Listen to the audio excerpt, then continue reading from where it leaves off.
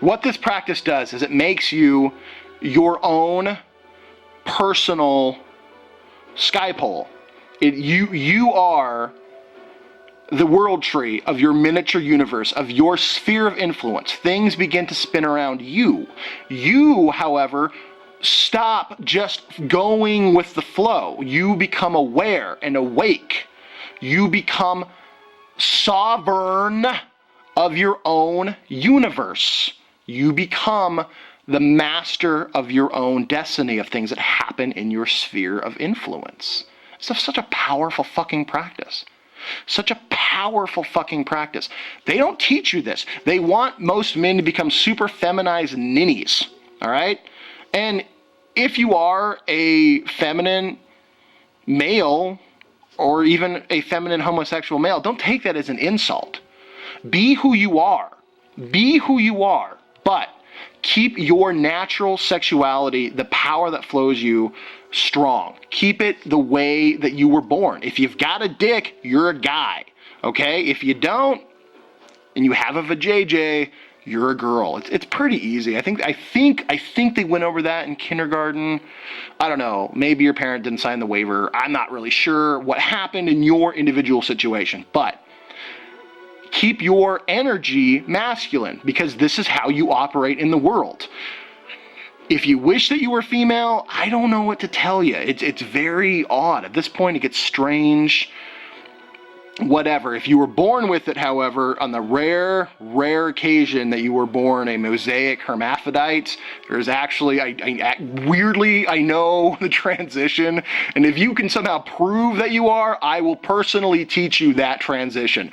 But just in all likelihood, you're not. So this keeps you as both a powerful receiver, transceiver and transmitter. You are like a powerful antenna that suddenly goes up and is fully activated. Powerful. You transmit your thoughts powerfully, and you receive the impressions around you. Your psychic abilities, your natural psychic inclinations will begin to manifest like just no one else. Now, here's the thing. You are using planetary, actual human deities, entities that care a lot about humanity. The other entities that you would say in the more Hebrew tradition, you are actually giving permission to steal your energy. When you operate as like, I don't want to say their names because I don't want people to be like, oh, well, I'm going to use this. No, don't. You use those names and they have access to your energy centers. They're greedy Molekian fucks. You know Molech? They used to, I think 200 children would go into the fires of Molech almost every day. You think he wants you to be strong? No!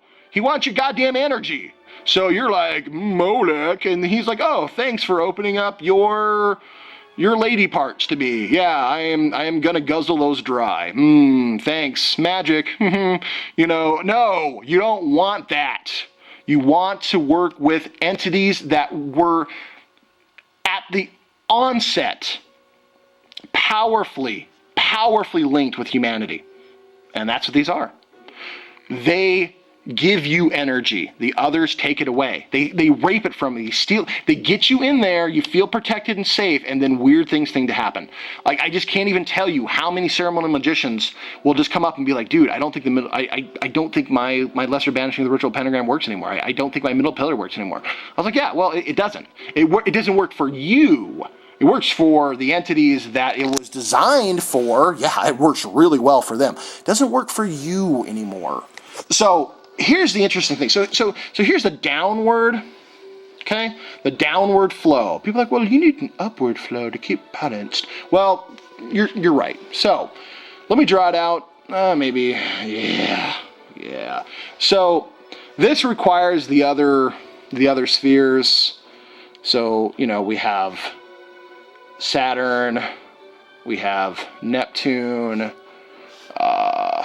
we have Mars, we have Jupiter. I know I'm going over some stuff, but we have Mercury, we have Venus. So here's the energetic flow down. We have Uranus to Neptune, Neptune to Saturn, Saturn crosses Pluto and goes down to Jupiter.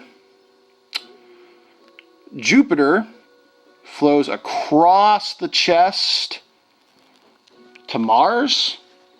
Mars hits Sol and flows down to Venus. Venus shoots over to Mercury. Mercury hits Luna and goes straight down to the Earth. Okay? Serpent's Path, Flaming Sword, there's many things for it. Actually, there are different names, and some of them are incorrect, but as for right now, we'll just leave it at that. So that's the downward path. You're like, well, what's the upward path, Bearheart? I don't know. Okay, so we have some incomplete areas. Because this is a full, complete tradition, let's talk about what that might be. And now that I'm talking about it and have to think about it and do it all at the same time, wow, this is what happens when you do it for so long that it's just absolutely no. So it comes up. So it will go from Earth up to Luna. It will bounce over to Venus. Oh, I'm sorry. Oh my God. See, totally effed myself up. You're like, it doesn't have an upward current. It's proof right there. Okay, no, it totally does. Yes, so back to Venus, it'll shoot across to Mercury. Mercury will shoot up to Sol, and it'll go up to Jupiter. Jupiter will shoot over to Mars. Mars will shoot across Pluto, go up to Neptune. Neptune will shoot to Saturn, and Saturn will shoot to Uranus. Full spectrum coverage happens from that energetic alignment. The downward current, yes, it affects your spine, but within your spine is one particular layer that affects all other layers. You get full cross protection all over, and it's 3D. Well, technically it's also fourth dimensional, so it protects you in all times as well. It's full coverage. So what happens is it looks like this, okay? It creates what's called a star chamber. This is not necessarily the Makerba, although it's somewhat related. It creates a star chamber around you. Make sure I have time. Yes, I have time. So put the little human guy in here.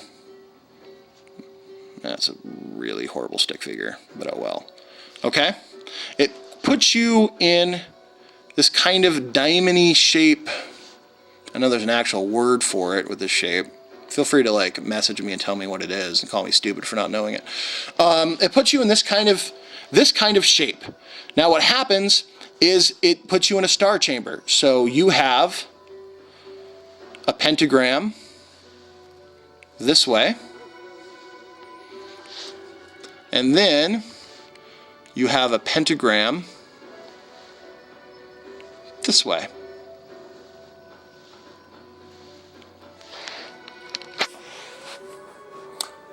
That's the protective sphere that you get put in. A powerful sphere that goes in all directions around you. Just from doing that. Just from doing level 1. Look at that. You get all that from just level 1. It's pretty fucking awesome. And it keeps you human. And it protects you. So guess what? Start fucking doing it. Start doing it. Start doing this practice. Okay? Every day. Do this practice. It takes 5 minutes. Really? 5 minutes. 5 minutes. You know, God, you could do a lot in 5 minutes, and most of it maybe you shouldn't do in 5 minutes. Okay? But do this. 5 minutes will put you in a powerful, energetic shield that will keep your humanity and will start to shield you from the massive amounts of energetic idiocy that is just rampant and foul on this earth right now. Okay? Do it. Make that happen. Be that person. And when part 2 comes around, you'll be like, oh, thank God, Bearheart taught me part one.